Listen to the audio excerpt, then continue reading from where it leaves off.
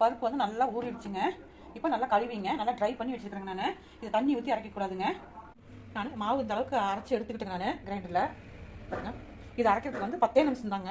ரொம்ப நைஸாகவும் அரைக்க விட்றாதீங்க. இதான் கரெக்டாக இருக்குங்க. இந்த மாவு கூட வந்துங்க நான் இஞ்சி பொடி பொடியாக கட் பண்ணி வச்சு அதையும் போட்டுக்கலாங்க. பாருங்க, கருவேப்பிலை தலைங்க. இதுக்கு வந்து நம்ம மிளகாயில் எதுவுமே போட்டு அரைக்கலிங்க. பச்சை மிளகாய் வந்து நான் ஒரு 5 மிளகாய்ங்க பொடி பொடியாக. நீங்கள் காரத்துக்கு தகுந்த மாதிரி போட்டுக்கலாங்க. ஒரு பெருவங்காயங்க பொடி பொடியாக கட் பண்ணி வச்சுக்கிறேன், அதையும் போட்டு பிசைஞ்சிக்கலாங்க. அது கூட வேங்க நான் கொத்தமல்லி தலைங்க. நான் ஒரு 2 ஸ்பூன் வந்துங்க அரிசி மாவு, அப்போ தான் வந்து கொஞ்சம் முறுமுறுன்னு இருக்குங்க. இது நம்ம வந்துங்க வடக்கி பிசைஞ்சிக்கிற மாதிரி பிசைஞ்சிக்கலாங்க.